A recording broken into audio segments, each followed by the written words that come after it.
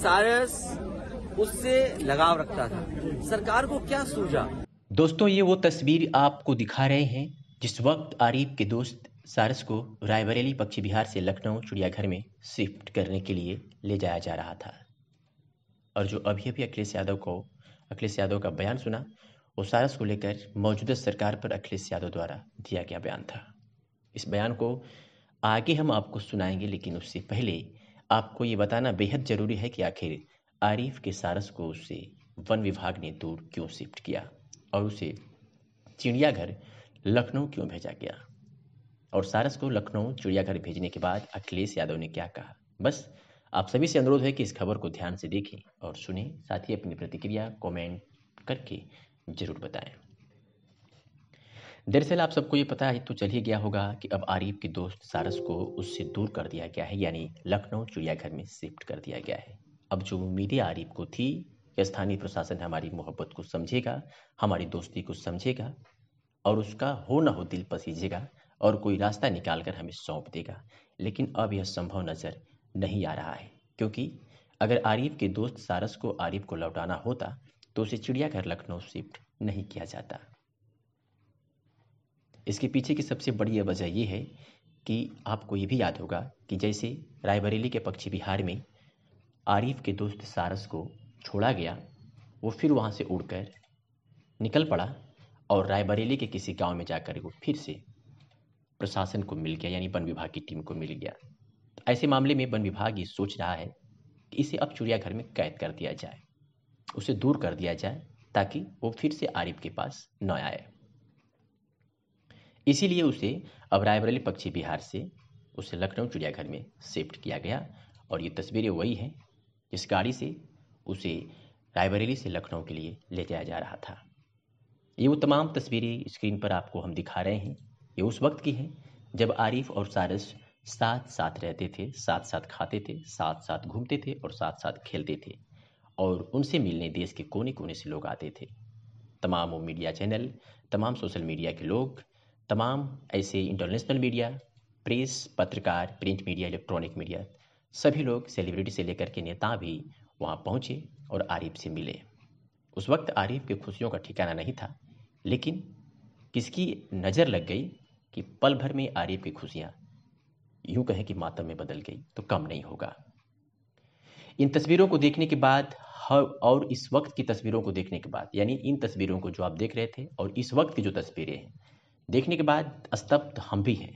आरिफ भाई का क्या हाल होगा आप सहज ही अंदाजा लगा सकते हैं।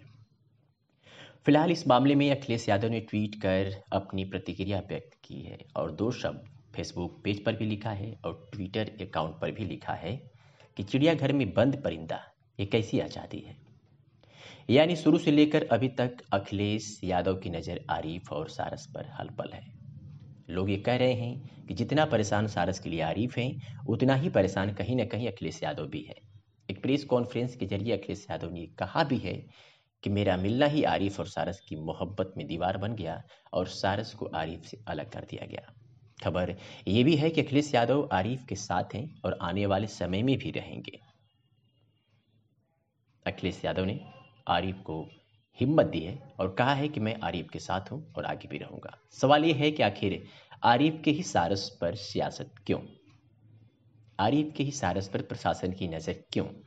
क्या प्रशासन को और भी जो उत्तर प्रदेश के तमाम घरों में जो सारस पाले गए हैं, उदाहरण के तौर पर प्रयागराज आमिर का सारस, कुशीनगर में भी एक सारस पाया गया, सुल्तानपुर में एक सारस पाया गया है, फिरोज के घर पाया गया है और प्रतापगढ़ के भी एक गांव में सारस बाकायदे एक घर में देखा गया है।